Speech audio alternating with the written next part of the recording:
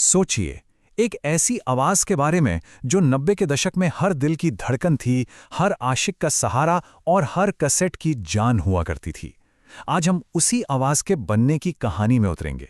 ये कहानी है कुमार सानू की। तो चलिए एक सवाल से शुरू करते हैं। अगर हमें 1990 के पूरे दशक को सिर्फ एक आवाज में समेटना हो तो वो कौन सी आवाज होगी? वो कौन सी धुन थी जो उस जमाने में ऑटो में, शादियों में, रेडियो पर हर जगह एक साथ गूंजती थी? पता है, करोड़ों लोगों के लिए इसका जवाब सिर्फ एक नाम था, एक आवाज जो उस दौर के रोमांस और इमोशन का आप कह सकते हैं दूसरा नाम ही बन गई थी।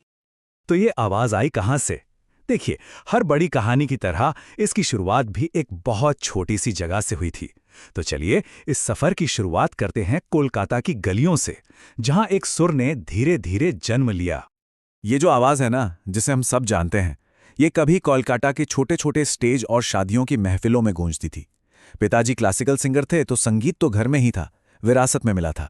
पर तब कौन जानता था कि ये आवाज एक दिन पूरे देश पर राज करने वाली है। उस वक्त स्टारडम तो बस एक दूर का सपना था, और हकीकत थी तो सिर्फ रियाज और स्ट्रगल। लेकिन कोलकाता की गलियां इस आवाज के लिए अब छोटी पड़ने लगी थीं। तो अगला पड़ाव था मुंबई, सपनों का वो शहर जो हर किसी से अपनी कीमत वसूलता है।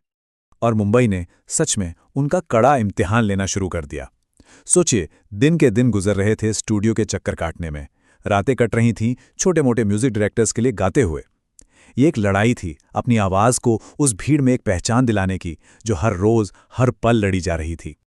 कहते हैं ना, सालों के संघर्ष के बाद कभी कभी किस्मत को भी झुकना पड़ता है।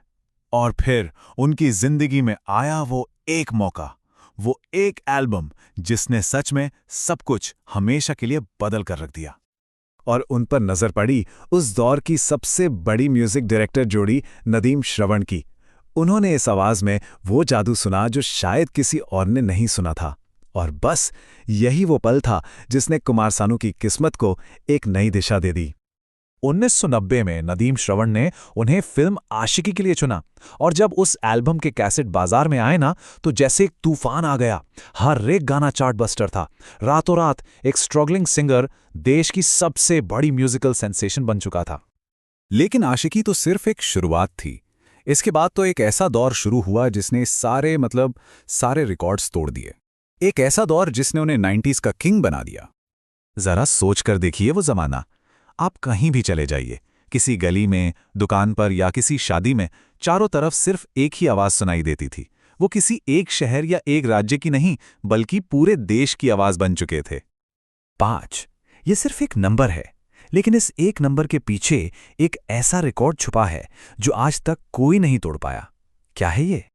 ये देखिए, 1990, 91, 92, 93, 94, लगातार 5 साल। हर साल फिल्म फेयर का बेस्ट मेल प्लेबैक सिंगर का अवार्ड सिर्फ एक ही नाम पर गया। ये कोई मामूली बात नहीं थी, ये तो कल्पना से भी परे है। और ये दिखाता है कि उनका दबदबा कैसा था।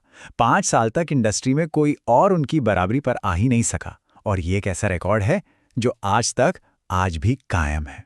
तो सवाल ये है कि आखिर कुमार सानू में ऐसा क्या था? मतलब टैलेंट तो और भी लोगों में था, तो फिर उनके स्टारडम का वो सीक्रेट फॉर्मूला क्या था जिसने उन्हें एक लेजेंड बना दिया?